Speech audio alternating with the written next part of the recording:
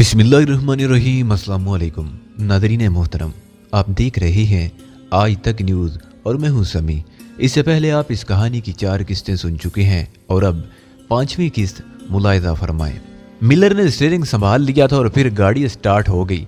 Miller निहायत तेज रफ्तारी से driving कर रहा था। अगरचे सड़कों पर काफ़ी रश था, लेकिन वो इस भीड़ में भी तेज रफ्तारी से कार ड्राइविंग कर रहा था। फासला कुछ ज़्यादा ही हो गया था और फिर अचानक मेरी छठी हिस्स जाग उठी। मैंने सोचा सिर्फ एक प्याली चाय के लिए इतना तवील सफ़र नहीं किया जा सकता। अगर चंद लम्हाती नशिस्त ही थी तो फिर कहीं भी बैठा जा सकता था। अभी मैं पूरी तरह संभलने भी नहीं पाया था कि लैमोजीन एक इमारत के खुले हुए गेट से अंदर दाखिल होगी। मैंने हैरतज़दा निगाहों से जिम को देखा। वो बड़ी बेनियाजी के साथ मुस्कुरा रहा था। ये रोज़वेल्ट है, मैंने सवाल किया, मगर उसी वक्त जिम ने पिस्तौल निकालकर उसका रुख मेरी पेशानी की तरफ कर दिया। तुम इसे होटल रोज़वेल्ट की ब्रांच समझ सकते हो। दरअसल ये जगह वहाँ के हंगामों से ज़्यादा पुरसुकून है। हम यहाँ इत्मीनान से गुफ्तगू कर सकते हैं, जिम ने मक्कारी से मुस्कुराते हुए कहा। और ये पिस्तौल, मैंने होंठ भींच कर कहा, तावन करोगे तो इसे रात के नकली खिलौने की मानद पाओगे। अदम तावन की शक्ल में ये बिल्कुल असली साबित होगा, जिम ने बदस्तूर उसी अंदाज में कहा। जिम जल्दी करो, इसे अंदर ले आओ, मिलर ने बेदार लहजे में कहा और इमारत के सदर दरवाजे की तरफ बढ़ गया। उसने एक बार भी पलट कर पीछे नहीं देखा था। बहुत ज्यादा खुदएतमाद इंसान मालूम होता था। मजबूरन में नीचे उतर आया और जिम से चंद कदम के फासले पर आगे इमारत के दरवाजे की तरफ चलने लगा। जिम मेरे पीछे पिस्तौल ताने हुए आ रहा था। जूं ही मैं सदर दरवाजे से अंदर दाखिल हुआ, अचानक 2 आदमियों ने मुझे अपने बाजुओं में कस लिया। तीसरे ने निहायत फुर्ती से मेरी जेबों की तलाशी ले डाली थी। जेबों में कोई खास चीज़ नहीं थी सिवाय करेंसी और कागजात के। ये चीज़ें उन्होंने अपने कब्जे में कर लीं और फिर मुझे आगे बढ़ने का इशारा किया गया। एक तवील कॉरिडोर से गुजार कर मुझे एक कमरे के दरवाजे पर लाया गया और फिर कमरे में धकेल कर दरवाज़ा बाहर से बंद कर दिया गया। कमरे में एक कालीन के सिवा कुछ न था। दीवारों में कोई रोशनदान या ऐसा रखना भी नहीं था जिससे बाहर झांका जा सके। यकीनन ये कमरा कैद खाना कहा जा सकता था, जहाँ कैद होने वाला शख्स खुदकशी के सिवा कुछ नहीं कर सकता था। मैं चंद लम्हों तक कमरे के फर्श पर खड़ा हैरान अंदाज में चारों तरफ देखता रहा और फिर थके थके कदमों से चलता हुआ एक दीवार के पास पहुंच गया। जूते उतार कर एक तरफ फेंके, कोट भी उतार दिया और फिर एक दीवार से टेक लगाकर बैठ गया। मुझसे क्या गलती होगी? कौन सी बात इन लोगों के शक का बायस बनी? जिम कौन है? क्या वो मुझे तलाश करता फिर रहा था? कुछ भी समझ नहीं आ रहा था। बिलाखिर थक कर मैंने जहन को खाली छोड़ दिया। जो कुछ तकदीर में लिखा है जरूर पूरा होगा। जिंदगी की ख्वाहिश जरूर थी, लेकिन इस कदर भी नहीं कि इस सफ्ताद पर आंखों से आंसू निकल आते। अगर पुलिस के जाल में फंस गया तो एक कातिल की हैसियत से सजा मिलेगी। इससे क्या फर्क पड़ता है? खानदान की इज्जत पर कोई हर्फ नहीं आएगा। मैंने इस्लाम के नाम पर चंद यहूदियों को कत्ल किया है, किसी बदकारी के इल्जाम में तो नहीं पकड़ा गया। कोई भी बुरा नहीं कह सकेगा। बस एक ख्वाहिश थी, जब इस दश्ते वफा में कदम रखा है तो कुछ नाम तो पैदा करूं और खादिम दीन कहलाऊं। अगर कुदरत इसका मौका नहीं देना चाहती तो ना सही। इस ख्याल के आते ही मैं बेफिक्र हो गया। मेरे ज़हन में एक ही मकसद समा गया था, जिंदा रहा तो मज़हब व मिल्लत की खिदमत करूंगा, मर गया तो खुद को घाटे में तसव्वुर ना करूंगा। मैं मुतमईन होकर बैठ गया। ज्यादा देर नहीं गुजरी थी कि दरवाजे पर आहट हुई और फिर दरवाजा खुल गया। सबसे आगे जिम था और उसके पीछे 2 अजनबी चेहरे। जिम अंदर दाखिल हो गया, बाकी दोनों अफराद बाहर खड़े हुए थे। तशरीफ लाइए मिस्टर, जिम ने कहा और मैं उठ खड़ा हुआ। जूते पहने, कोट उठाकर कंधे पर डाला और बेपरवाही से चलता हुआ बाहर निकल आया। जिम से मैंने कोई बात नहीं की थी। जिम मुझे लेकर दूसरे कमरे में आ गया। यहाँ एक तवील मेज पड़ी हुई थी जिसके टॉप पर इलेक्ट्रॉनिक नक्शा बना हुआ था। मेज के पीछे कुर्सी पर वही शख्स बैठा हुआ था जिसका नाम मिलर बताया गया था। मेज के सामने चंद और कुर्सियां भी पड़ी हुई थी, जिनमें से एक कुर्सी पर मुझे बैठने की पेशकश की गई और मैं बेतकल्फी से बैठ गया। हम आपको किस नाम से मुखातिब करें मिस्टर? मिलर ने मुस्कुराते हुए कहा। शिकार कह सकते हो, मैंने भी मुस्कुराते हुए जवाब दिया। नामुनासिब लफ्ज़ है, गैर मुहज़्ज़ब भी है। अगर हम तुम्हें तुम्हारे असली नाम यानी अली यार खान के नाम से पुकारें तो क्या हर्ज है? मिलर ने कहा। मैंने हैरत अंगेज तौर पर अपने असाब को मुंतशिर होने से बचा लिया था। कोई हर्ज नहीं है, मैंने शानी उचकाते हुए जवाब दिया। गोया तुम खुद को अली यार खान तस्लीम करते हो? मिलर ने पूछा। फजूल बातों से परहेज करो। मैं बुरा सा मुंह बनाकर बोला। खूब मिस्टर जिम, तुम भी बैठ जाओ, तुम्हारा दोस्त काफी नडर मालूम होता है। इसे इन हालात की ज्यादा परवाह नहीं है, मिलर ने जिम से कहा और जिम मुझसे कुछ फासले पर बैठ गया। कमरे के दरवाजे पर दोनों आदमी खड़े हुए थे जो यकीनन मेरे किसी भी इकदाम से निमटने के लिए तैयार होंगे। बहरहाल मिस्टर जिम, तुम अपने दोस्त को बताओ कि तुमने उसे किस तरह पहचाना, मिलर ने कहा। जो कुछ हुआ इत्तफाकिया अमल था। मिस्टर अली यार खान शेर में बैठे हुए थे कि मेरे एक दोस्त माइटी एलन ने नशे के आलम में इनकी मूंछें उखाड़ दी। शेर में बैठे हुए किसी शख्स के मेकअप पर कोई ताज्जुब नहीं किया जा सकता क्योंकि वह स्टूडियो का इलाका है, लेकिन मुझे इनकी शक्ल कुछ जानी पहचानी महसूस हुई थी। अलबत्ता मुझे उस वक्त भी याद नहीं आ सका कि ये कौन है और बाद में भी अंदाजा ना हो सका। लेकिन माइटी एलन कुछ खूबियों का मालिक है। मसलन उसकी यादाश्त हमारी जरा सी कोशिश से उसका नशा उतर गया और हम उसे इंस्पेक्टर का रोल अदा करने के लिए फ्लोर पर ले गए। इत्तेफाक से माइटी एलन को इंस्पेक्टर का रोल अदा करते हुए एक मुजरिम को बेनकाब करना था। उसने अपना शाट दिया और किसी ख्याल में खो गया। सुबह को जब हम स्टूडियो से वापस चले तो माइटी एलन ने मुझसे पूछा कि जिम, क्या मैंने ये शाट 2 मरतबा दिया है? कौन सा शाट? मैंने हैरान होकर पूछा। मुजरिम को बेनकाब करने का। मुझे उसकी बात पर हंसी आ गई। सेट पर उसका पहला ही शाट ओके हो गया था, लेकिन इससे कबल वो यही हरकत मिस्टर अली यार के साथ दोहरा चुका था। मुझे ये बात याद आ गई और मैंने उसे इसकी हमाकत से आगाह किया, लेकिन वो मुस्कुराने की बजाय किसी ख्याल में गुम हो गया। फिर वो अचानक शदीद हैरत से उछल पड़ा। उसने लरजती हुई आवाज में कहा, जिम, नशे की हालत में मैंने एक बहुत बड़ा कारनामा अंजाम दिया था, लेकिन अफसोस हम उस बड़े कारनामे की तकमील से महरूम रह गए। काश वो शख्स हमें दोबारा मिल जाए। क्यों? वो कौन था? मैंने ताज्जुब से पूछा और माइटी ने कहा उसका जवाब वो घर चल कर देगा। चुनाचे वो मुझे अपने घर ले गया और उसने सान फ्रांसिस्को के चंद अखबारात मेरे सामने डाल दिए जिसमें बर्कले यूनिवर्सिटी के तालिब इल्म अली यार खान के एक अजीम कारनामे की तफसीलात तस्वीरों के साथ मौजूद थी। ये देखकर मेरा जहन भी बेदार हो गया। मुझे भी याद आ गया कि मेकअप के बगैर मुझे तुम्हारी शक्ल जानी पहचानी क्यों महसूस हुई थी। उसके बाद हम दोनों दोबारा शहर में गए और वहाँ हर जाविये से तुम्हारे बारे में मालूमात हासिल की, मगर कुछ पता नहीं चल सका। तब मैं अपने दोस्त गेन मिलर से मिला और मिलर की जहानत ने तुम्हें तलाश कर लिया। मिस्टर मिलर ने सारे हालात सुनने के बाद जो खाका तरतीब दिया वो कुछ इस तरह था। उन्होंने कहा, तुम किसी तौर सान फ्रांसिस्को की पुलिस की निगाहों से बचकर पिछली रात हॉलीवुड पहुंचे और चूंकि हॉलीवुड के किसी होटल में कमरा हासिल करना मामूली बात नहीं है, इसलिए किसी के मशवरे पर या हॉलीवुड के बारे में मालूमात के तहत शहर पहुंच गए। मकसद एक रात गुजारना था ताकि दूसरी रात सुबह तुम किसी होटल में कमरा तलाश कर लो। मिस्टर मिलर ने कहा, दिन की रोशनी में किसी कमरे का हसूल ज्यादा मुश्किल नहीं होगा, इसलिए कमरा हासिल करने के बाद तुम सो गए। उनके क़यासात किस कदर दुरुस्त होते हैं इसका अंदाजा तुम इस तरह कर लो। उन्होंने कहा था कि एक मुस्तरिब शख्स खतरनाक हालात के बावजूद किसी होटल के कमरे में पूरा दिन नहीं गुजार सकता। रात भर का जागा वो इंसान ज्यादा से ज्यादा दोपहर तक सो सकता है, उसके बाद उसकी बेचैन फितरत उसे बाहर ले आएगी। चुनाचे मिस्टर मिलर ने मुझे मशवरा दिया कि मैं 2 बजे के बाद तुम्हारी तलाश में निकलूं और फिर हम दोनों ही चल पड़े। मिस्टर मिलर ने तुम्हारे बारे में कुछ और भी अंदाजे लगाए थे। उन्होंने कहा था कि हॉलीवुड तुम्हारे लिए अजनबी है और यहाँ तुम्हारा कोई शनासा मौजूद नहीं, वरना तुम शहर नहीं जाते और अपने शनासा के पास क्याम करते। और एक अजनबी शख्स जिन इलाकों में पाया जा सकता है वो जापानी गार्डन से लेकर डी लॉन्ग पार्क तक हो सकता है। चुनाचे सिर्फ 3 मिनट की तलाश के बाद हमने तुम्हें पा लिया। जिम खामोश हो गया। मेरे जहन में खलबली मच गई थी। जो कुछ जिम ने कहा था वो हर्फ बहर्फ दुरुस्त था। यूं लगता था जैसे वो मेरे पीछे साए की तरह लगा दिया गया हो। इसका मतलब है कि ये शख्स मिलर बेहद खतरनाक है, मगर मैं किसी खौफ का शिकार नहीं हो रहा था। मैंने तहसीन अमीर निगाहों से मिलर को देखते हुए कहा, बेशक मैं मिस्टर मिलर को जादूगर कह सकता हूँ। गोया इनके अंदाजों से तुम्हें इत्तफाक है? जिम ने पूछा। 100%, मैंने जवाब दिया। मेरी तरफ से मुबारकबाद कबूल करें मिस्टर मिलर। वैसे मैं तो हमेशा से आपकी बेपनाह जहानत का कायल हूँ, जिम ने कहा और मेरी तरफ इशारा करते हुए बोला, तुम्हें ताज्जुब होगा मिस्टर अली यार खां कि मिस्टर मिलर 7 साल तक अमरीकी महकमा खुफिया अमूर के एक रुकन रह चुके हैं, मगर उनकी फितरत सिर्फ अपनी बर्तरी तस्लीम कराने की कायल है। उन्होंने कभी अपने अफसरान की बालादस्ती कबूल नहीं की, जिसके नतीजे में उन्हें अपनी मुलाजमत छोड़नी पड़ी। खूब, अब मिस्टर मिलर क्या करते हैं? मैंने पूछा।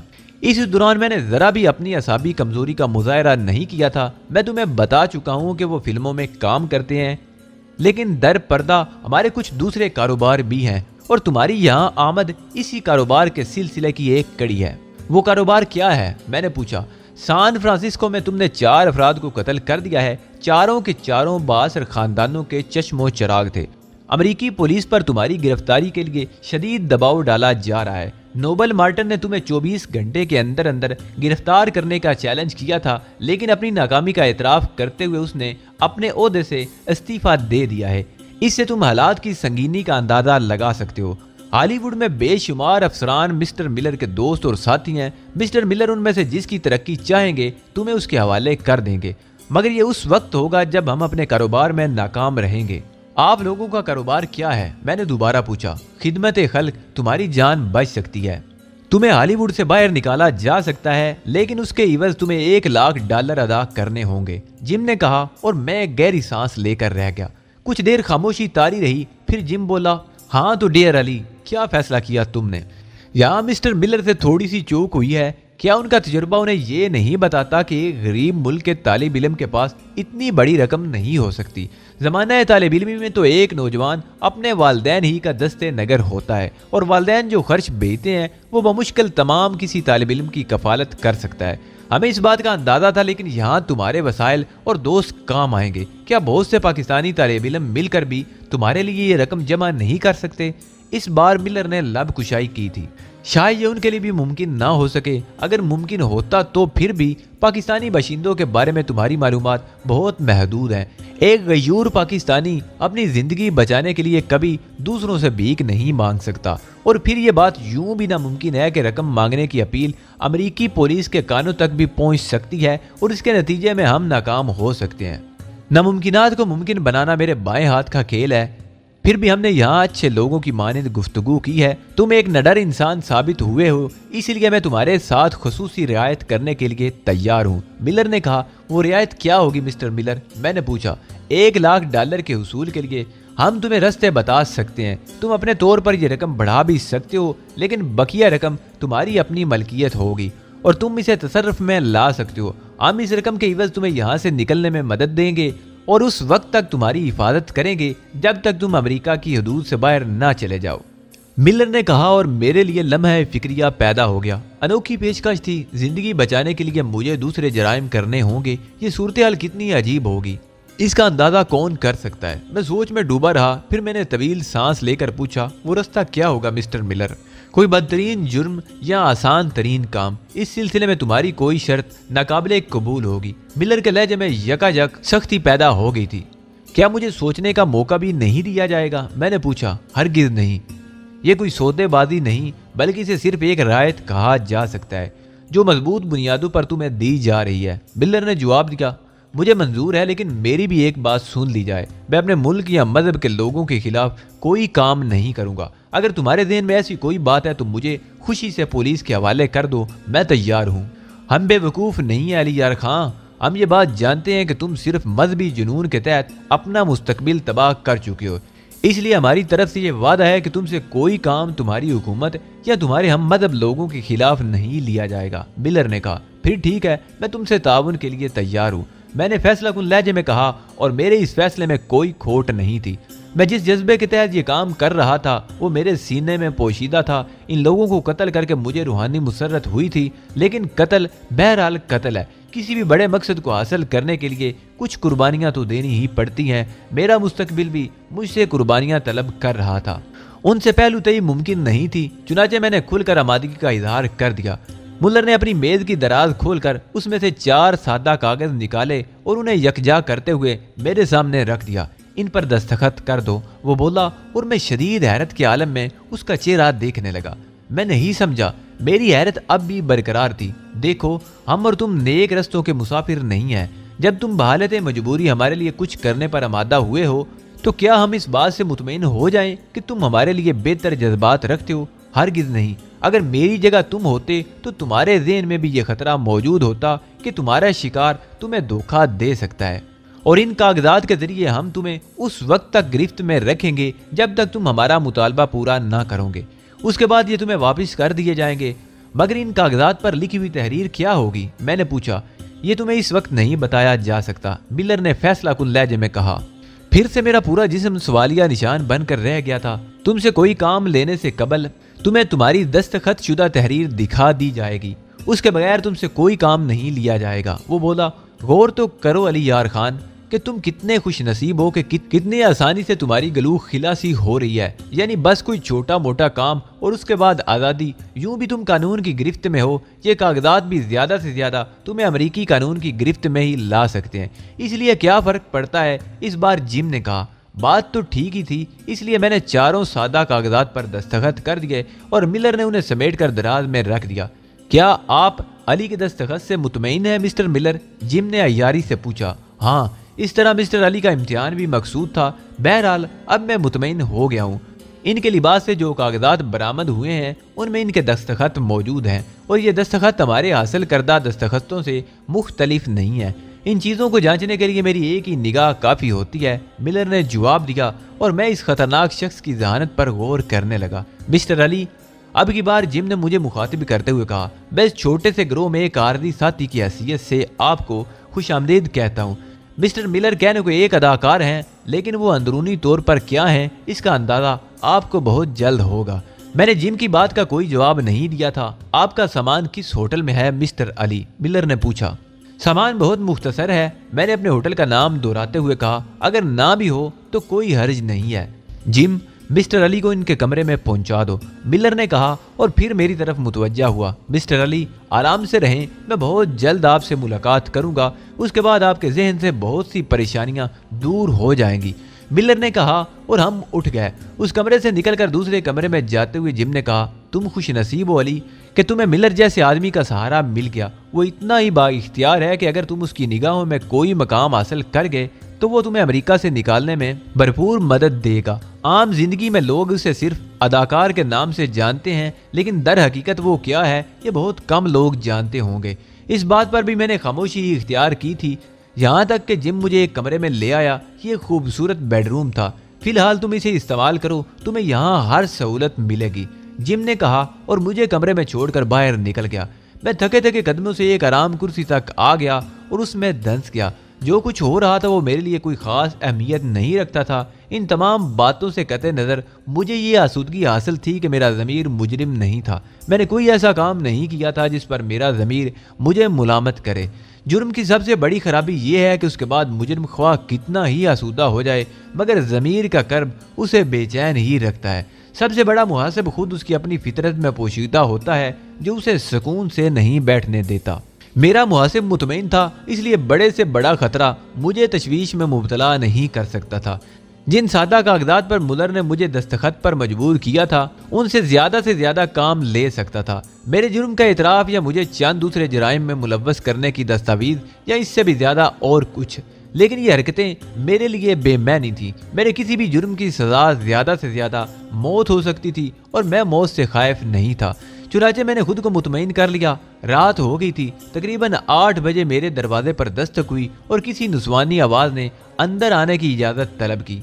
आ जाओ, मैंने कहा और 19-20 साल की एक सेहतमंद लड़की अंदर दाखिल होगी। उसके सुनहरे बाल खूबसूरत थे मगर वो अच्छी शक्ल सूरत की मालिक नहीं थी, लेकिन फिर भी उसकी ज़ाहिरी शख्सियत गवारा थी। मेरा नाम पैनी पाक है, मैं मिस्टर मुलर की मुलाजमा की हैसियत रखती हूँ और मिस्टर मुलर ने मुझे इस काम पर मुतय्यन किया है कि आपको बोर ना होने दूँ। हमें एक साहब मिस्टर हैनी फोर का इंतज़ार है, वो आपको एक तोहफा देंगे जिसके बाद आप खुद को ज़्यादा शगुफ्ता महसूस करेंगे। खूब, वो तोहफा क्या होगा मिस पैनी? मैंने पूछा।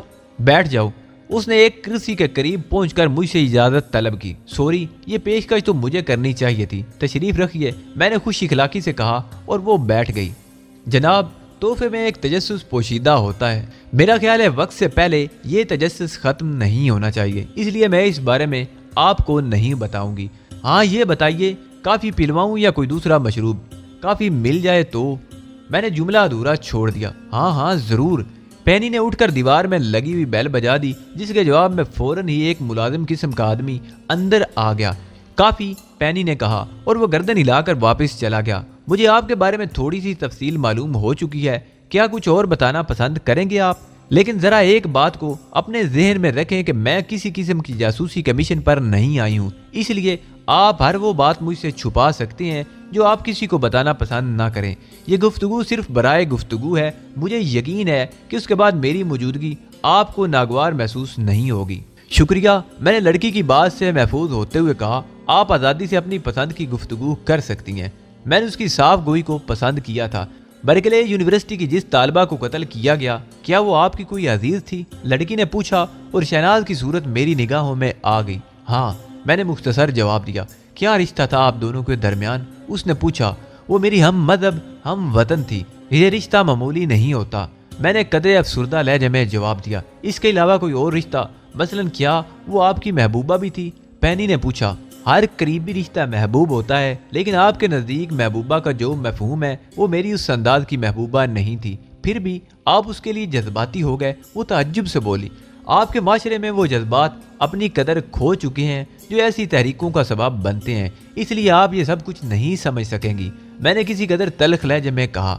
मुझे एहसास है बाज़ औक़ात इंसान किसी के जज्बात की तह तक नहीं पहुँच पाता। अगर आपको मेरे अल्फाज से अज़ियत हुई है तो मैं माफ़ी चाहती हूँ। मैं किसी तरह आपकी दिल शिकनी नहीं चाहती। पैनी मादर तलब कर रही थी कि इसी असना में मुलाजम ने काफ़ी लाकर रख दी और पैनी एक एतबार से मेज़बानी के फ़राइज़ अंजाम देने लगी। काफ़ी के घूंट लेते हुए वो खुद ब खुद मुस्कुरा दी। मैं इस वक्त उसे गौर से देख रहा था। अच्छा, एक बात और पूछूं? जी फरमाइए, मैंने भी शोखी का मुजाहरा करते हुए कहा। वो लड़की ना सही, सैन फ्रांसिस्को की 2 शहज़ाओं ने तो आपको मुतासर किया होगा, या फिर यूनिवर्सिटी ही की कोई तालिबा आप पर असरअंदाज हुई होगी। मैं ये मानने के लिए तैयार नहीं हूँ कि आप अमेरिका को भी पाकिस्तान समझते रहे होंगे। वो बेतकल्फी से बोली। हाँ, ये बात भी नहीं, मेरा वतन पाकीज़गी और तकद्दुस का अमीन है।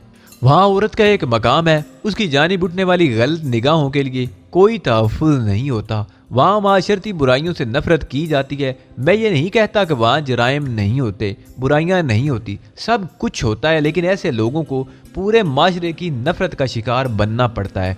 समाज में उनके लिए कोई जगह नहीं होती, जबकि अमेरिका में औरत नहीं रहती। यही वजह है कि सैन फ्रांसिस्को की बेशुमार लड़कियों का कुर्ब हासिल होने के बावजूद कोई महबूबा के दर्जे तक नहीं पहुँच सकी। दिलचस्प बात है और किसी कदर नाकाबिले यकीन भी है। उसने हंसते हुए कहा। मैंने भी अपने शानों को जंबश दी। हम दोनों बहुत देर तक मुख्तलिफ मौज़ूआत पर गुफ्तगू करते रहे। लड़की बेहद सुलझी हुई थी। अभी ये गुफ्तगू जारी ही थी कि काफ़ी लाने वाला मुलाजम दोबारा कमरे में आया और लड़की को मुखातिब करते हुए बोला, मिस्टर हैनीफोर्क आ गए हैं। ओह अच्छा, यहीं बुला लो। पैनी ने मेरी तरफ देखते हुए जवाबन कहा। मैंने गर्दन हिला दी। चंद लम्हात के बाद मुलाजिम एक पिस्ता कद गंजे आदमी के साथ अंदर आ गया, जिसके हाथ में खूबसूरत बरीफ केस था और बदन पर कीमती सूट। उसे देखकर लड़की के चेहरे पर एक लम्हे के लिए हैरत के आसार नमूदार हुए, लेकिन फिर दूसरे ही लम्हे वो मुस्कुराने लगी। तो ये है मिस्टर हैनीफोर्क, लड़की ने आने वाले का तारुफ कराते हुए कहा। एक बाकमाल इंसान। आपको ताज्जुब होगा मिस्टर अली कि हैनीफोर्क के मुख्तलिफ दोस्त इन्हें मुख्तलिफ हैसियतों से जानते हैं, और इनमें ऐसे ऐसे दोस्त भी हैं जिनसे मिस्टर फोर की दोस्ती 15 साल पुरानी है, लेकिन उन्होंने आज तक मिस्टर फोर की असल शक्ल नहीं देखी। क्या मतलब? मैंने ताज्जुब से उस पिस्ता कामल शख्स को देखा। बराए करम जरा दूसरी तरफ अपना रुख कर लें। हैनीफोर्क ने अपनी जिसामत के लिहाज से बहुत बारीक आवाज में कहा। मैंने हंसते हुए रुख बदल लिया। बस ऐसी भी बेरुखी किस काम की। इस बार मुझे एक भारी आवाज सुनाई दी और पैनी हंस पड़ी। मैंने पलट कर देखा और फिर इधर उधर नजरें दौड़ाने लगा। हैनीफोर्क गायब था और उसकी जगह एक तवील कामत बूढ़ा आदमी खड़ा हुआ था, जिसकी उम्र किसी तरह भी 60-65 से कम नहीं होगी। खादम को हैनीफोर्क कहते हैं। बूढ़ा भारी मगर शुकुफ्ता आवाज में बोला और मैं आंखें फाड़ फाड़ कर उसे देखने लगा। मैंने उसके कदो कामत का जायजा लिया और फिर अहमकाना अंदाज में पैनी की तरफ देखने लगा। हाँ, ये मिस्टर हैनीफोर्क ही हैं। पैनी गर्दन खम करके बोली। लेकिन मेरी जबान की लकनत साफ जाहिर हो रही थी। जरा दूसरी तरफ रुख करें, पैनी ने मुझसे कहा और खुद ही हाथ पकड़कर मेरा चेहरा दूसरी तरफ मोड़ दिया। पैनी, तुम बार बार मेरे मेहमान को जहमत दे रही हो। बराए करम इस तरफ रुख कर लें जनाब। इस बार मुझे एक गूंजदार आवाज सुनाई दी। मैं गहरी सांस लेकर पलटा तो मेरे सामने एक दरमियाने कद का खुशरू जवान खड़ा था, जिसके सर पर गहरे सुनहरे बाल थे और आंखों पर खूबसूरत ऐनक। ये आपका खादम हैनीफोर्क। ये आवाज भी मेरे लिए अजनबी थी और पहली दोनों आवाजों से कतन मुख्तलिफ थी। मैं अब जिच हो जाने वाली निगाहों से उसे देख रहा था। मिस्टर मुलर का गिरोह जादूगरों पर मुश्तमिल है, मैंने आहिस्ता से कहा। हाँ, हम मकल के जादूगर हैं। हम में से जिसने जो फन सीखा है उसमें महारत हासिल की है, मैं उसे आपके सामने काबिल यकीन बनाए देता हूँ। फोर्क बोला। फिर उसने जेब से एक मास्क निकाला और उसे अपने चेहरे पर चढ़ा लिया। उसके साथ ही उसने बदन को एक खास महारत से तान लिया और पतलून के पांचों को एक झटका दिया। पतलून खास किस्म की सिली हुई थी, इसलिए उसके पांचों का एक बल खुल गया और वो नीची हो गई। मेरे सामने कुछ देर पहले का बूढ़ा जो खड़ा हुआ था, क्या आप रुख बदलने से कबल मुझसे ही मिले थे? मिस्टर हैनी फोर्क की आवाज फिर बदल गई। लेकिन नहीं, मेरा ख्याल है कि आप दूसरे आदमी थे। हैनी फोर्क ने जेब से एक और मास्क निकाला और उसे निहायत फुर्ती से चेहरे पर चढ़ा लिया। उसके साथ ही वह झुका और उसने पतलून के पांचों को मोड़ दिया। अब वो इतना ही पिस्ता कामत हो गया था जितना पहली बार नजर आया था। मास्क की वजह से सर भी गंजा लगने लगा था। खादम को हैनी फोर्क कहते हैं। वो झुककर बोला, आपका फन काबिल तहसीन है मिस्टर फोर्क। मैंने किसी तकल्लुफ के बगैर कहा, शुक्रिया। दरअसल इंसानी बदन में बेशुमार सिफात होती हैं, बस जरा सी मशक की जरूरत है। बदन को जरा सा तान लेने की मशक आपको 3 इंच तक ऊंचा कर सकती है, 2 इंच तक नीचा। दूसरी चीज आवाज की मशक है, लेकिन ये भी ज्यादा मुश्किल नहीं है। आपने लातादाद लोगों को आवाजों की नकल करते हुए देखा होगा बलाशुबा, लेकिन आपका फन उन सब पर भारी है। मैं आपसे बेहद मुतासर हुआ हूँ मिस्टर फोर्क। कमरे की फिजा में काफी महक रची हुई है और उम्दा काफी मेरी कमजोरी है, इसलिए अगर मेरे लिए गुंजाइश निकल सके तो शुक्रगुजार हूँगा। फोर्क ने बेतकल्फी से कहा और एक सोफे पर बैठ गया। मैं अभी आपके लिए काफी मंगवाती हूँ, पैनी मुस्तैदी से बोली और बाहर निकल गई। उसने मुलाजिम को दोबारा काफी लाने का हुक्म दिया और फौरन ही वापस आ गई। तो मिस्टर अली, मेरे सुपुर्द जो खिदमत की गई है वो ये है कि मैं आपका डिजाइन बदल दूं, यानी आपके चेहरे में इतनी नुमायां तब्दीलियां पैदा कर दूं कि बड़े बड़े माहिरीन आपको ना पहचान सकें। और इस वक्त मैं इसीलिए आपके पास आया हूँ। क्या आप इसे मिस्टर फोर्क का तोहफा ना समझेंगे? मिस्टर अली, इस उलझे हुए माहौल में जहाँ एक खौफ की फिजा छाई हुई है, ये एहसास हर वक्त आपका ताकुब करता है कि अमेरिकी पुलिस आपकी बू सूंघती फिर रही है। क्या बदली हुई शख्सियत के साथ आप इत्मीनाने कल्ब महसूस नहीं करेंगे? पैनी बोली। बेशक, बेइख्तियार मेरे मुंह से निकल गया। चुनाचे मिस्टर फोर्क आपको सुकून का तोहफा पेश करते हैं।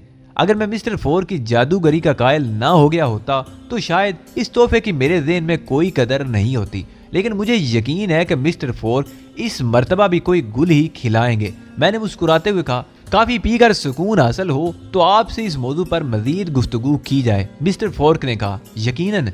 वैसे मिस्टर फोर्क, मेरे देखे हुए चेहरे में से आपकी असल शक्ल कौन सी है? मैंने पूछा। कोई भी नहीं, फोर्क ने जवाब दिया। क्या वाकई? मैंने हैरत से पूछा। हाँ, ये दुरुस्त है। मैं भी आज तक यकीन नहीं कर सकी कि मिस्टर फोर्क की असल शक्ल देख चुकी हूँ। पैनी ने हंसते हुए कहा, मैं सचमुच उस शख्स से बहुत मुतासिर हुआ था, लेकिन मिस्टर फोर्क, मास्क के ऊपर मास्क पहनना तो काफी मुश्किल काम है। क्या मास्क की पतली जिल्द के नीचे दूसरा मास्क नुमायां नहीं हो सकता? मैंने सवाल किया। फोर्क ने गर्दन हिलाते हुए कहा, ये सारी निकाबें मैंने खुद तैयार की हैं और इनमें एक खास तनासब रखा है। एक मास्क के ऊपर दूसरा मास्क ऐसा होता है कि बगैर किसी दिक्कत के पहले मास्क को ढांप ले। बस इतनी सी बात है। मुलाजिम ने एक बार फिर काफी पेश कर दी और पैनी इस बार 3 प्यालियां बनाकर 2 हम दोनों को दी और तीसरी खुद लेकर बैठ गई। आप कौन कौन सी जबान बोल लेते हैं मिस्टर अली? फोर्क ने मुझसे सवाल किया। बस अपनी मादरी जबान, कौमी जबान और अंग्रेजी। वैसे इसी दौरान मैंने फ्रांसीसी और जर्मन जबानें सीखने की तैयारियां की थी, लेकिन अभी इब्तिदा नहीं कर सका था। फिर कुछ मुश्किलात पेश आ सकती हैं। फोर्क पुरख्याल अंदाज में बोला। वो क्या? मैंने पूछा। दरअसल मैं वक्ती तौर पर आपकी कौमियत भी बदलना चाहता हूँ। इस तरह किसी को आप पर शक ना होता, लेकिन ये उस वक्त मुमकिन था जब आप किसी दूसरी जबान पर अबूर रखते। मिस्टर फोर्क कुछ सोचते हुए बोले। दफातन मेरे जहन में एक खिड़की सी खुल गई।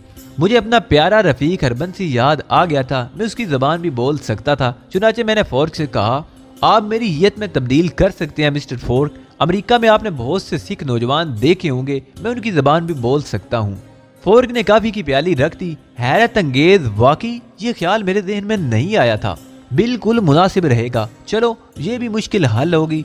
मिस्टर फोर्क पुरसुकून अंदाज में बोले और फिर काफी के चंद घूंट लेकर पैनी से कहने लगे, लेकिन मिस पैनी, इसके लिए मुझे चंद चीजों की जरूरत पेश आएगी। मसलन मसनूई बाल जो इस वक्त मेरे पास नहीं है, और भी कुछ दूसरी चीजें। इसलिए ये प्रोग्राम कल सुबह तक मुलतवी कर दिया जाए। तो क्या हर्ज है? कोई हर्ज नहीं है मिस्टर फोर्क, सिवाय इसके कि ये वक्त हमें घर ही में गुजारना होगा। पैनी ने जवाब दिया। वक्त अपने घर पर ही गुजारना बेहतर होता है, मिस्टर फोर्क ने मुस्कुराते हुए कहा और उठ गए। अच्छा, अब मुझे इजाज़त दो, रात के 11 बजे स्टूडियो बीच जाना है। मिस्टर फोक ने मुझसे हाथ मिलाया और खुदा हाफिज कहकर चले गए। मैं देर तक उस माहिर फन के बारे में सोचता रहा और पैनी मुझे देखती रही। अमेरिकी पुलिस बेहद ज़हीन है मिस्टर अली, मैं किसी कीमत पर आपके लिए कोई रिस्क नहीं ले सकती, इसलिए बेहतर होगा कि आज हम घर से बाहर ना निकलें। वो चंद साथ के बाद बोली और मैंने गर्दन हिला दी। उस हैरत अंगेज शख्स ने मेरे दिमाग में हलचल सी मचा दिया। क्या वाकई पैनी खुद तुमने भी उसकी असल शक्ल नहीं देखी? मैं झूठ नहीं बोल रही हूँ मिस्टर अली, एक तवील अरसे तक मैं उसे इसी शक्ल में देखती रही हूँ। फिर जब मैंने उसे दूसरी शक्ल में देखा तो यही सोचा कि उसकी असल शक्ल पहली होगी, लेकिन बाद में मालूम हुआ कि वो उस वक्त भी मेकअप में ही था। अनोखा इंसान है। क्या उसका ताल्लुक भी गिरोह ही से है? मैंने पैनी से पूछा। जाहिर है, वरना उसे इतनी बड़ी जिम्मेदारी में शरीक नहीं किया जाता। पैनी ने जवाब दिया। रात के खाने के बाद थोड़ी देर तक मैं पैनी के साथ इमारत के अकबी लान में टहलता रहा। दौरान गुफ्तगू बड़ी अजीब बातें मालूम हुई थी और मिस्टर मिलर की शख्सियत उलझती चली जा रही थी। एक अदाकार इतनी बड़ी हैसियत का मालिक होगा, ये बात समझ में नहीं आई थी। बहुत से पहलू मजीद उलझ गए थे, लेकिन बहरहाल मेरे लिए वो काम का आदमी था। ये बात क्या कम थी कि किसी बहाने से ही, लेकिन मुझे वक्ती तौर पर अमेरिकी पुलिस से निजात मिल गई थी और दूसरी बहुत सी सहूलतें भी मुहैया हो गई थी। रात के 12:15 बजे मैंने पैनी से सोने की ख्वाहिश जाहिर की और वो मेरे साथ ही बेडरूम में आ गई। तुम यहाँ सोओगी? मैं शदीद उलझन का शिकार हो गया था। हाँ, इसमें क्या कबाहत है? वो हैरान होकर बोली। मिस्टर अली, मुझे इसकी इजाज़त दे दी गई है। उन्होंने कहा है कि उनके मेहमान को किसी किस्म की बोरियत का एहसास न हो, तो तुम्हें किसी वक्त भी शराब की ज़रूरत महसूस हो सकती है। और फिर यह कि मैं खुद भी तुम्हें पसंद करने लगी हूँ। पैनी, मेरी दरख्वास्त है कि तुम दूसरे कमरे में सो जाओ। मिस्टर मुलर ने मुझे गलत समझा। मैं मुसलमान हूँ और मुझे किसी भी मौसम में शराब की ज़रूरत महसूस नहीं होती। मैंने अपने चारों तरफ खींचे जाने वाले हिसार को तोड़ दिया। ठीक है, पैनी ने गर्दन झुका दी और फिर वो खामोशी से बाहर निकल गई। मुझे उसकी उदासी अच्छी नहीं लगी थी, लेकिन दर हकीकत ये सब कुछ मुझे पसंद नहीं था। मैं अपने किरदार में पुख्तगी पैदा करने का ख्वाहिशमंद था। अमेरिका में बेशतर तुलबा जिंदगी की हसीन यादें जमा कर रहे थे, ताकि जब उनके वालिदैन की उमंगें आरजुएं पूरी होने के दिन आए तो वो मगरब के जाल में जकड़ चुके हुए हों, अपने वालिदैन को भूल चुके हों। फिर उनके खतूत उनके वालिदैन को मिले कि वो शादी कर चुके हैं, उन्हें मुलाजमत मिल गई है और बूढ़े वालिदैन लड़ते हुए हाथों से उन्हें लिखें कि वो जहाँ भी रहें बस खुश रहें। और बहुत से आंसू उन्हें इसलिए साफ करने पड़े कि कहीं वो ख़त की तहरीर ना बिगाड़ दें, कहीं उनके लगते जिगर अपनी खुशगवार जिंदगी में उनके कर्ब की तलखी महसूस ना कर लें। ये पैगाम, ये कहानियाँ हैं, ये कर्ब की लातादाद दास्तानें हैं। बेशतर वालिदैन अपनी औलादों के मुस्तकबिल के लिए अपनी ज़िंदगी के बहुत से साल कम कर लेते हैं। जिंदगी के ये साल वो अपनी औलादों को बख्श देते हैं। क्या हुआ अगर वो कुछ दिन ना जिए? उनकी ये ज़िंदगी उनके बच्चों के लिए तोहफा है। उनकी ज़िंदगी के कुछ और साल उनकी बिछड़ी हुई औलाद की जुदाई की नज़र हो जाते हैं और वो सोचते हैं कि क्या ही अच्छा होता अगर उनके बच्चे उन्हें किसी बड़े आदमी का बाप होने का शर्फ ही बख्श देते। अगरचे मेरे हालात ज़िंदगी कुछ मुख्तलिफ थे, लेकिन मैं इब्तदा ही से इन दास्तानों से मुतासिर था और मैंने कभी खुद पर मगरब को तारी नहीं किया था। ज़िंदगी का ये दर भी महज इत्तेफाक था और अगर यहाँ मैं अपने ख्यालात में तब्दीली कर लेता तो कोई अनोखी बात नहीं थी। लेकिन इब्तदा ही में जो फितरत बन गई थी आज भी वही मेरी मावन थी और इसलिए मैं पैनी की दावत कबूल नहीं कर सका था। बिस्तर पर लेटे लेटे लातादाद ख्यालात मेरे ज़हन में रक्स करते रहे। उनमें एक ख्याल सारे ख्यालात पर हावी था। मिलर मुझसे क्या काम लेना चाहता है? वो जराइम पेशा लोगों के पूरे ग्रोह का सरगना है और साहिब हैसियत भी है। कहीं मैं किसी और गहरी दलदल में न फंस जाऊं। नींद ने एक मेहरबान माँ की तरह आगोश में लेकर सारी परेशान कुन ख्यालात दूर भगा दिए और दूसरी सुबह नाखुशगवार नहीं थी। उसल करके फारिग ही हुआ था कि पैनी आ गई। सुबह बखैर जनाब, उसने हल्की सी मुस्कुराहट से कहा, लेकिन इस मुस्कुराहट में पिछली शाम का सा खलूस नहीं था। सुबह बखैर पैनी, बहुत खूबसूरत लिबास में हो। मैंने रस्मन उसका दिल खुश करने के लिए कहा। शुक्रिया जनाब, नाश्ता लगा दूं? पैनी ने स्पाट अंदाज में पूछा और मैं उसे गौर से देखने लगा। पैनी ने जवाब ना पाकर मेरी तरफ देखा और मुझे अपनी जानिब निगरां पाकर जल्दी से निगाहें झुका ली। नाश्ता लगाऊं जनाब? उसने दोबारा पूछा। नहीं, मैं भारी आवाज में बोला। क्यों? उसने चौंक कर दोबारा मुझे देखा। पहले मुझसे बातें करो। अगर तुमने अपनी साफ गोई की फितरत को नजरअंदाज किया तो मैं ना तो नाश्ता करूंगा ना खाना खाऊंगा। मैंने रूठे हुए लहजे में कहा। पैनी के चेहरे की अजनबियत खत्म हो गई और वो मेरे करीब आ गई। मैं इस बुरे और तकलीफ माहौल में एक दोस्त तख्लीक कर रहा हूँ। पैनी, देखूंगा मुझे कहाँ तक मायूसी होती है। मैं समझी नहीं मिस्टर अली। पैनी उलझे हुए अंदाज में बोली, नाश्ता ले आऊं? उसने कहा और खिलखिला कर हंस पड़ी। वो बहुत खुश नजर आ रही थी। मैंने इस बात में गर्दन हिला दी और वो तेजी से बाहर निकल गई। यूरोप और अमेरिका में औरत को इसके मकाम से इतना गिरा दिया गया है कि वो अपनी हैसियत ही भूल गई है। वो खुद से जनाब को अपनी तौहीन तसव्वुर करती है। उसे याद ही नहीं रहा कि वो आदम की आरज़ू है, लेकिन इसके बावजूद ये सब मर्द की कारस्तानियाँ है। उसने औरत को तरक्की के खूबसूरत नाम के सहारे अपने लिए सहल रसूल बना लिया है। लेकिन औरत कहीं की भी हो, अगर उसे उसके वजूद की अहमियत का एहसास दिला दिया जाए तो बहरहाल उसे मादी याद आ जाता है, अपना मकाम भी मालूम हो जाता है। उसकी दिलकशी का राज तो ये है कि वो सहल हसूल ना हो, उसके लिए जुस्तजू की जाए, उसके लिए सहरा की खाक छानी जाए, क्योंकि यही उसका महबूब मकाम है। अभी हम नाश्ते से फारिग ही हुए थे कि मिस्टर फोर्ड तशरीफ ले आए। अपने फन का ये जादूगर इस वक्त कल से मुख्तलिफ रूप में था। अंदर दाखिल होकर उसने अपना विजिटिंग कार्ड भी पेश किया था। आप भी बस क़यामत है मिस्टर फोर्क, पैनी ने हंसते हुए कहा। मिस्टर फोर्क पर कोई तबसरा नहीं करूंगा, मैं उनकी तारीफ के लिए मुनासिब अल्फाज नहीं पाता। आप लोगों का शुक्रिया। हाँ, एक गुजारिश है, अगर कोई खास मसरूफियत ना हो तो मुझे मेरा काम करने की इजाज़त दी जाए। मिस्टर फोक ने कहा, जरूर, वैसे आपका कुर्ब हमारे लिए बहुत दिलचस्प होता है, पैनी बोली और फोक ने अपनी जंबील खोल दी। ब्रीफ केस से बहुत सी चीजें बरामद हुई थी और उसके बाद फोक ने मुझे अपने सामने बिठा लिया। इस मौके पर मुझे अपने वतन के वो हमाम याद आ गए थे जो सड़कों पर बैठकर और घरों में आकर हिजामत किया करते थे। मिस्टर फोक का अंदाज भी कुछ ऐसा ही था। पैनी खामोशी से मेरे चेहरे की मुरम्मत होते देख रही थी। मिस्टर फोक के मशाक हाथ तेजी से प्लास्टिक के टुकड़े एक अजीब से लोशन के साथ मेरे चेहरे पर चिपकाते रहे और फिर उन्होंने लंबे लंबे बाल मेरे सर पर रखे और उसके बाद सिक्खों जैसी दाढ़ी चेहरे पर फिट कर दी।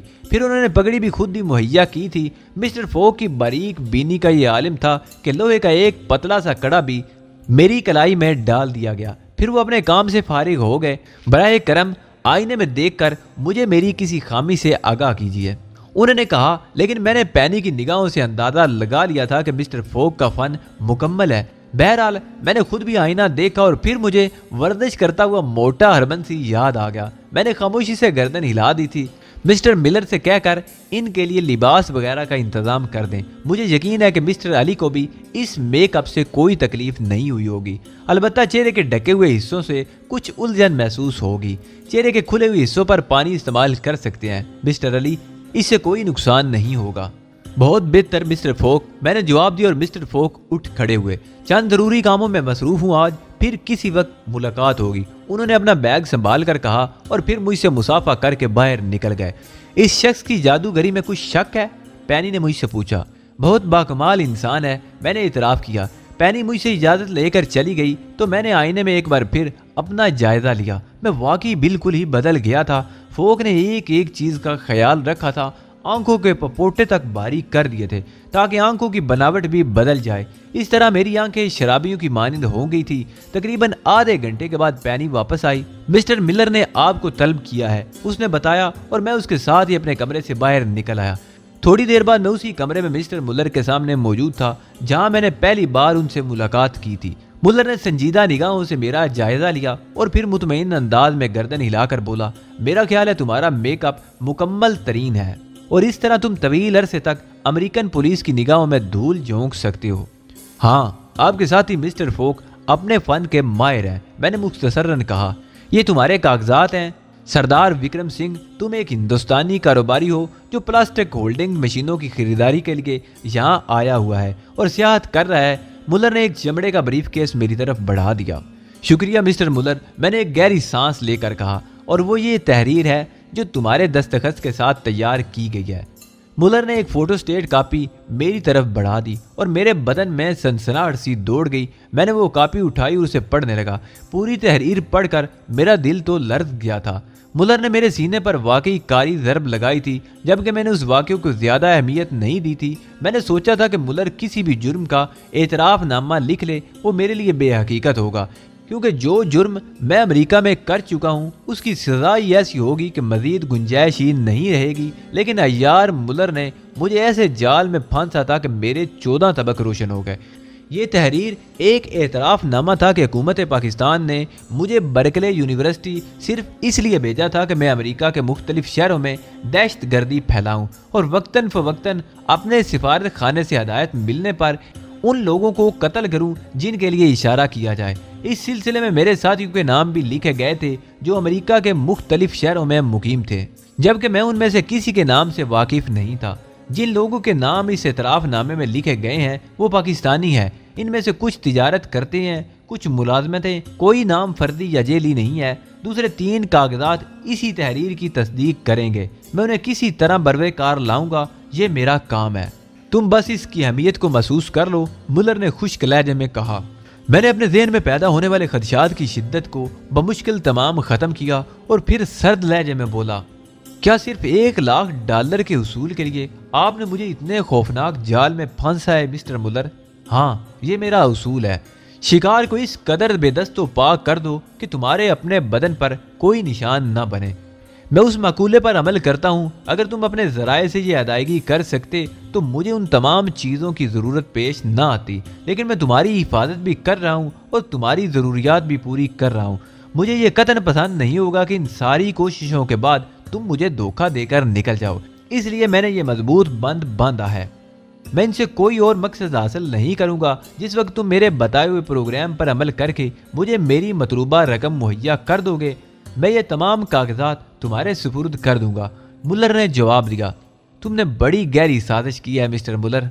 मेरी ज़ात की हद तक तो कोई भी बात दुरुस्त थी, लेकिन मेरे मुल्क को मुलव्वस करके तुमने अच्छा नहीं किया।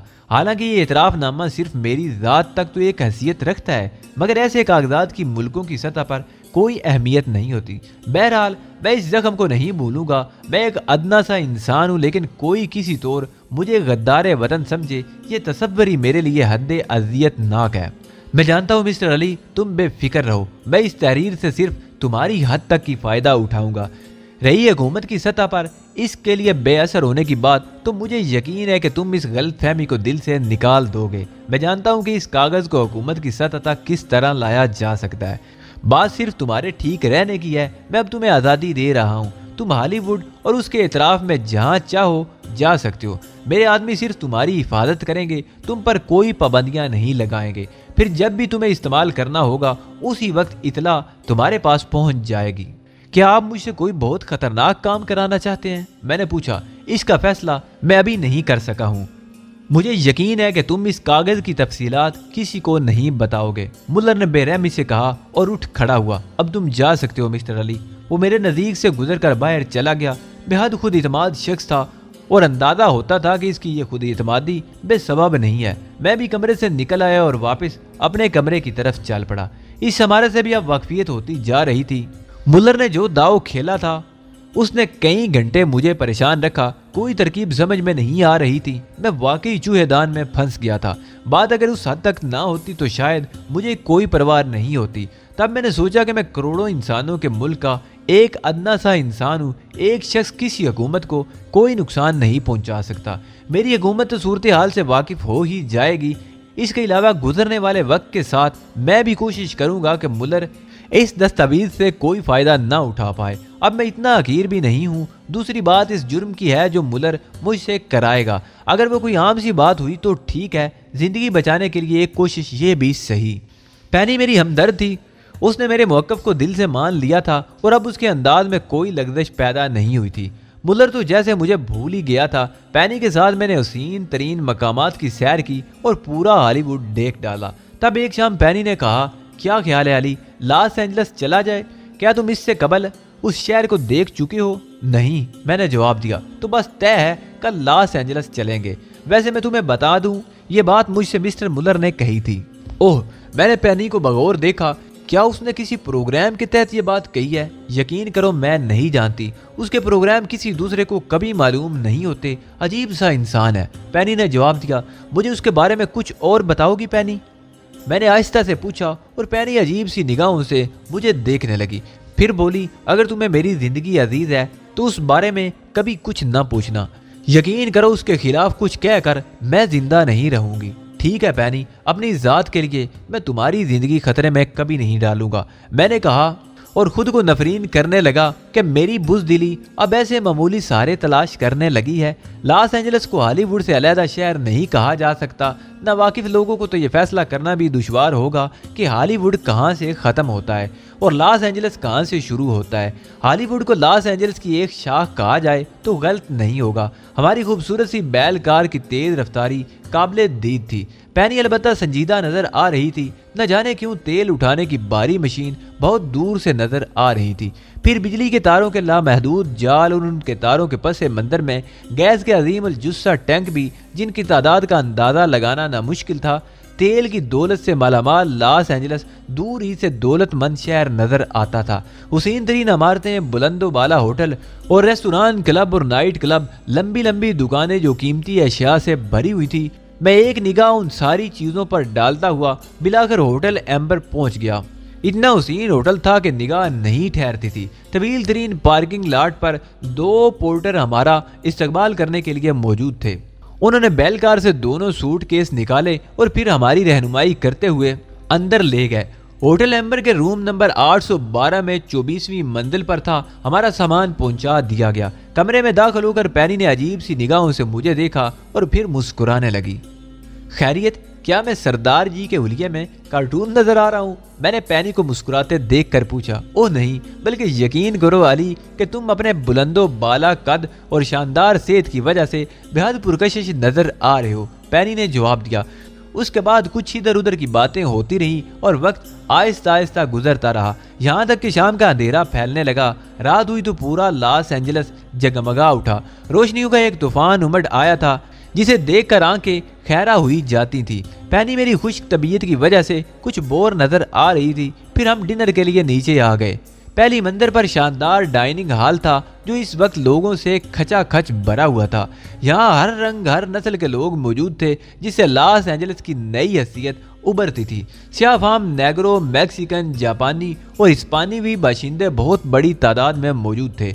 हमारी रहनुमाई एक गोशे की जानिब कर दी गई और हम दोनों अपनी कुर्सियों पर बैठ गए। मैंने वेटर को चेरी शेक का ऑर्डर दे दिया। पैनी की निगाहें चारों तरफ भटक रही थी।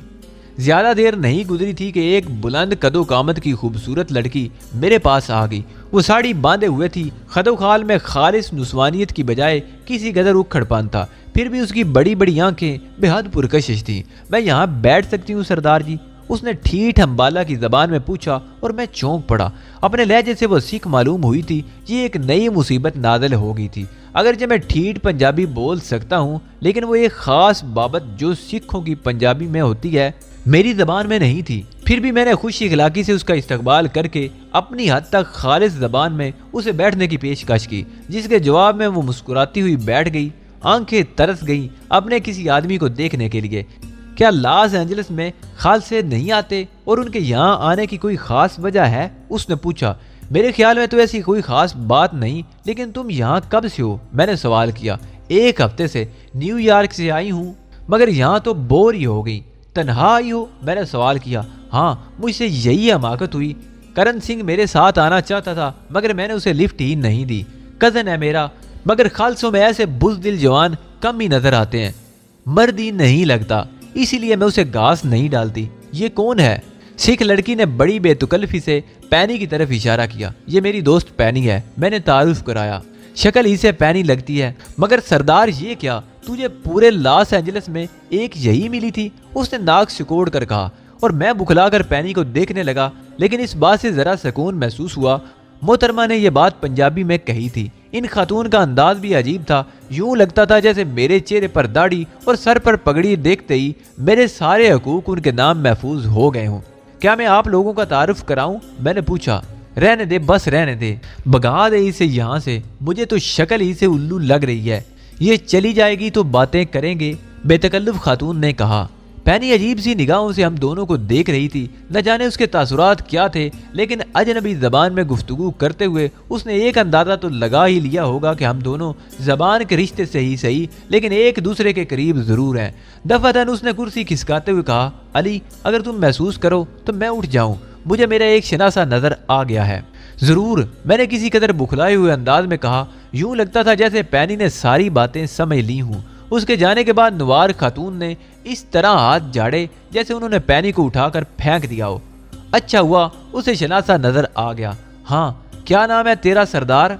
मिस्टर जीत सिंह, मैंने जल्दी से कहा। मेरा नाम रजनी कौर है, न्यूयॉर्क में अपने खानदान के साथ रहती हूँ, अमेरिका की सारी रियासतें देख रही हूँ।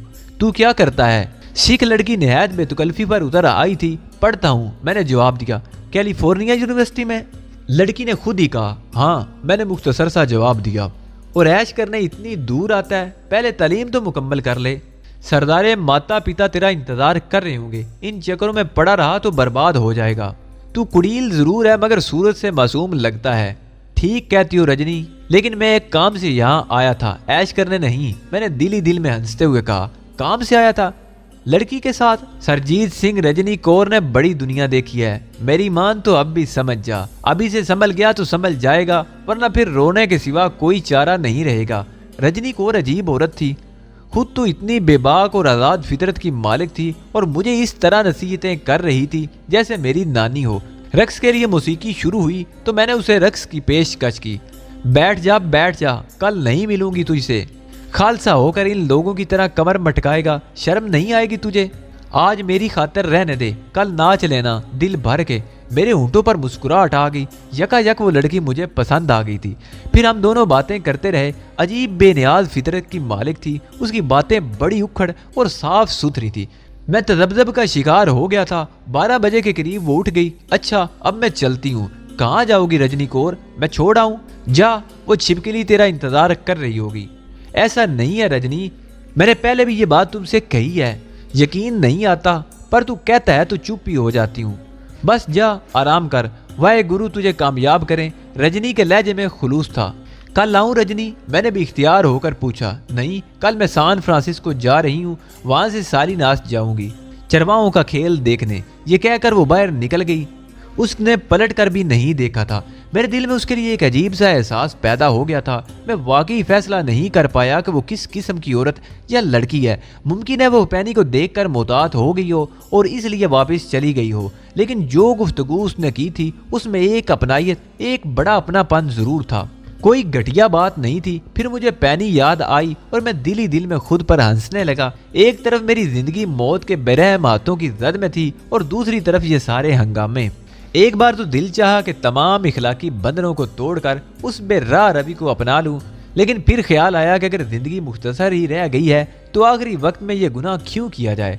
पैनी भी जल गई थी। मुमकिन है वो गहरी नींद सो रही हो। मैं कमरे में आया तो कमरा खाली था और पैनी का बिस्तर बेशिकन था। गोया वो अभी तक तफरीहात में मशगूल है। जहन्नुम में जाए मेरी कौन लगती है। मैंने लिबास तब्दील करके बिस्तर संभाल लिया। देर तक ख्यालात के हुजूम में घिरा रहा और फिर दरवाज़ा बंद किए बगैर सो गया ताकि पैनी की आमद से आंख ना खुले। सुबह जल्दी आंख खुल गई। 6:45 बजे थे। बेइख्तियार पैनी के बिस्तर पर निगाह जा पड़ी। बिस्तर खाली और शिकनों से बेनियाज था। पैनी सारी रात नहीं आई।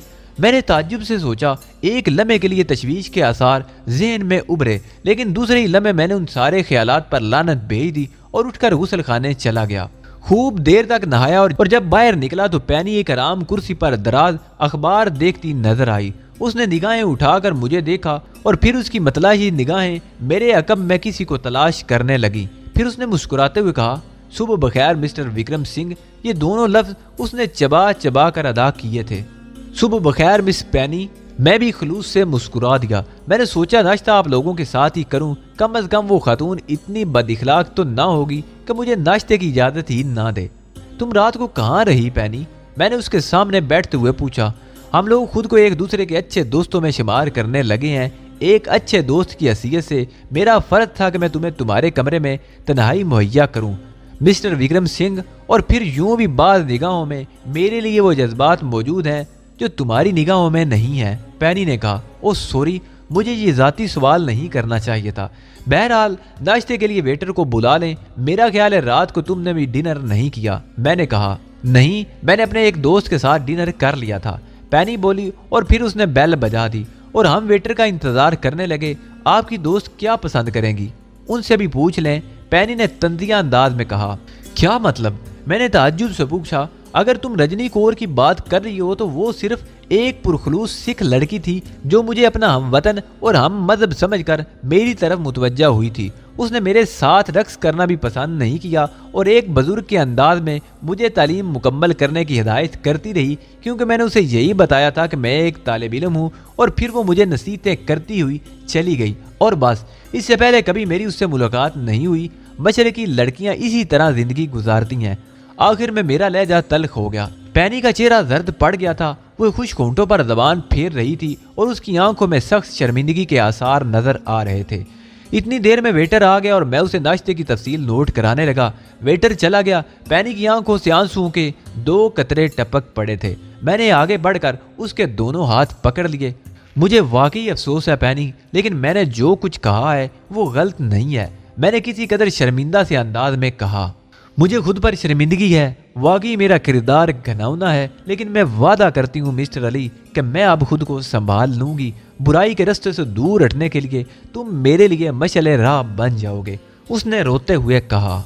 ठीक है, बस ठीक है, बराए करम खामोश हो जाओ। तुम्हारे रोने से मुझे अफसोस हो रहा है। पैनी ने आंसू खुश कर लिए। थोड़ी देर के बाद हम नाश्ता कर रहे थे। नाश्ते के बाद मैंने पूछा, अब क्या प्रोग्राम है पैनी? फिल वक्त तो कुछ नहीं, हमें मिस्टर मुलर की इजाज़त मिलेगी। उसने जवाब दिया। उस वक्त तक तुम मुझे लॉस एंजल्स की सैर कराओ। मैं उस हसीन शहर को देखना चाहता हूँ। पैनी ने गर्दन हिला दी। इस गुफ्तगू के बाद उसने अभी तक मुझसे निगाहें नहीं मिलाई थी और मेरे उस अकीदे को तकवीयत मिल रही थी कि इंसान फितरी तौर पर बुरा नहीं होता। हालात और माशरा उसकी शख्सियत की तश्कील करता है। दिन के 11 बजे हम लॉस एंजल्स की सड़कों पर निकल आए। आसमान पर बादल छाए हुए थे। मेरे देश में इस मौसम को उमंगों का मौसम कहा जाता है। दिलों में हलचल का मौसम शुमार होता है। दोशीज़ाओं के रंग बिरंगे लिबास, दरख्तों में पड़े हुए झूले और उनकी लंबी लंबी पींगे, ऊपर शाखों पर कोई कोयल की कूक, ये बड़ा अजीब मौसम होता है। लेकिन अहले अमेरिका इस हुस्न से नावाकिफ हैं। वो चमकते सूरज के तलबगार रहते हैं। लॉस एंजल्स का शुमार अमेरिका के सफ़े अव्वल के चंद सनती शहरों में होता है। इसका नवाही इलाका ज़राअत और मवेशियों के लिहाज से इंतहाई ज़रखेज़ और कीमती है। हवाई जहाज़ों और मोटरों के लातादाद कारखाने यहाँ मौजूद हैं। इसके अलावा यहाँ की खसूसी सनत खाम सेलुलोइड फिल्मों की तैयारी है। जिस तरह सान फ्रांसिस्को में चीन के बाहर चीन के बाशिंदों की सबसे बड़ी आबादी मौजूद है, उसी तरह लॉस एंजल्स में मैक्सिको से बाहर मैक्सिको के बाशिंदों की सबसे बड़ी आबादी है। तर्ज़े तामीर में तनू है। यहाँ गुंबददार मकानात भी हैं और भूरे पत्थरों के रंगीन शीशों वाले मकानात की भी कसरत है। जदीद तरीन इमारतें भी हैं जिनकी बुलंदियाँ आसमान को छूती नजर आती हैं। प्लाजा का इलाका शहर के कल्ब में शरमार होता है और ये जगह पब्लिक जलसों के लिए मशहूर है। आइसोवेरा स्ट्रीट पर लकड़ी की एक स्लेब सन 1871 के किसी वाक़े की यादगार शक्ल में मौजूद है। इस सड़क पर बेशकीमती दुकानें बिखरी हुई हैं। खूबसूरत रेस्तोरां है जहां लकड़ी और कागजात की बनी हुई खूबसूरत लालटेनें लटकी हुई हैं। रात का इस इलाके की रौनक शबाब पर होती है। गांग चप्पू का चीनी मंदिर, जापानी थिएटर और फिर ग्राउंड एवेन्यू पर खूबसूरत पब्लिक लाइब्रेरी, ये तमाम चीज़ें लॉस एंजल्स को ख्वाबों का शहर बनाती हैं। पैनी की नन्ही सी बबल कार में बैठकर मैंने लॉस एंजल्स के बेशुमार हसीन मकामात देख डाले। तबीयत पर बड़ी फरत तारी हो गई। पूरा दिन बाहर गुजारने के बाद हम होटल वापस पहुंचे। कमरे का दरवाज़ा खोलकर अंदर दाखिल हुए ही थे कि एक वेटर ने एक खूबसूरत लिफाफा हाथ में थमा दिया।